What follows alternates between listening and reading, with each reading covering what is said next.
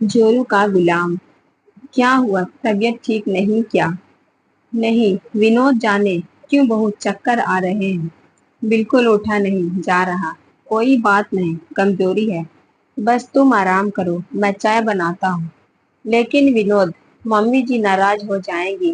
रोज तो सब तुम ही करती हो, एक दिन क्या मैं नहीं कर सकता?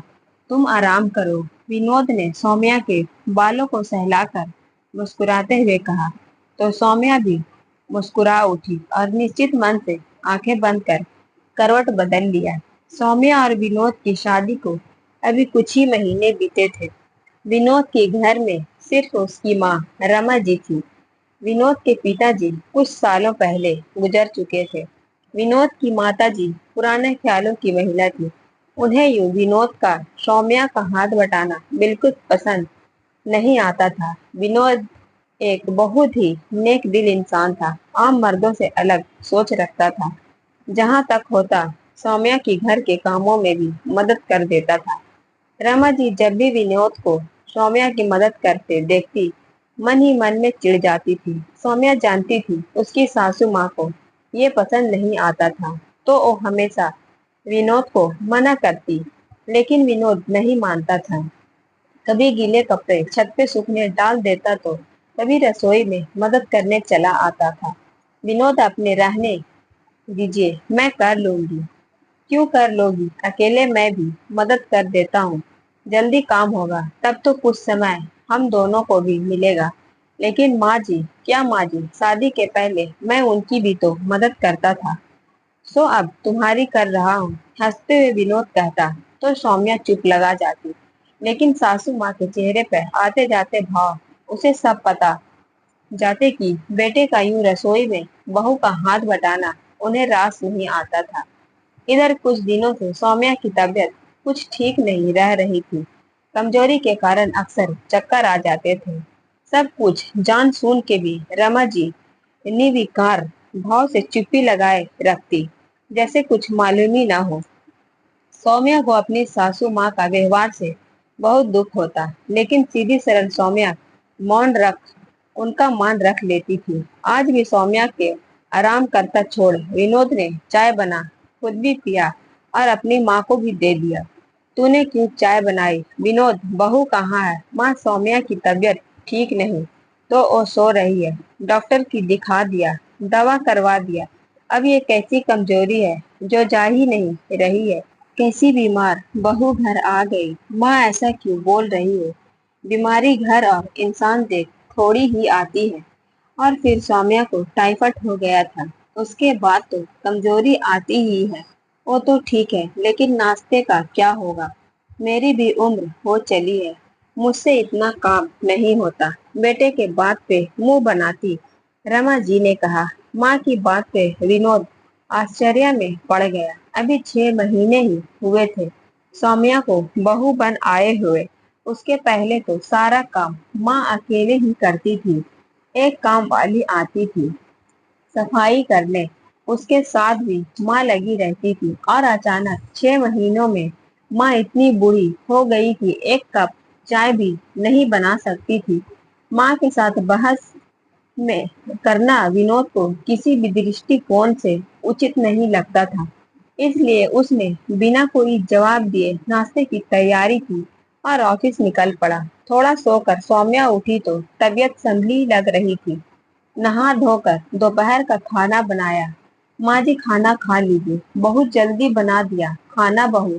अब सीधा रात को ही खाऊंगी। मेरा मन तो मेरे बेटे की हालत देखकर ही मर गया। अच्छा खासा मेरा श्रवण कुमार जैसा बेटा जोरू का गुलाम बनकर रह गया है।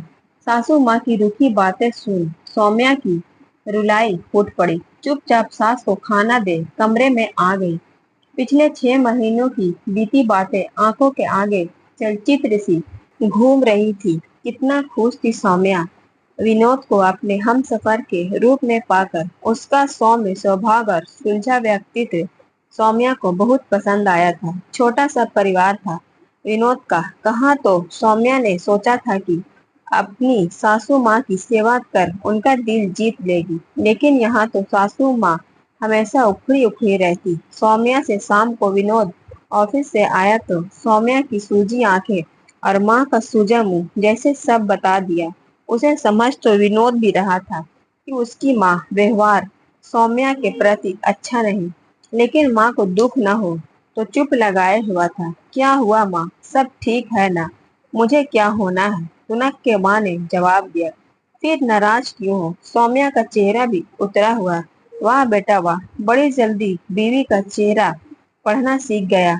जा अब जाकर मना उसे, खाना बना खिला, रसोई में रखे बर्तन धो। पक्का जोरू का गुलाम बन गया है। तू तो ऐसी उम्मीद न थी तुझे से। कभी देखा है अपने चाचा ताऊ के बेटों को अपनी पत्नियों की मदद करते? वो तो अच्छा है हम अलग रहते हैं, वरना सबके बीच मजाक बनकर रह जाते। हम माँ बेटे। माँ की बातें सुन विनोद सन्ने रह गया। ये कैसी बातें कर रही हो माँ? अगर पत्नी बीमार है और पति उसकी मदद कर दे तो वो जोरू का गुलाम बन जाता है। मदद तो मैं आपकी भी करता था। तब तो चाचा ताऊ सब मुझे श्रवण कुमार जैसा बेटा कहते थे।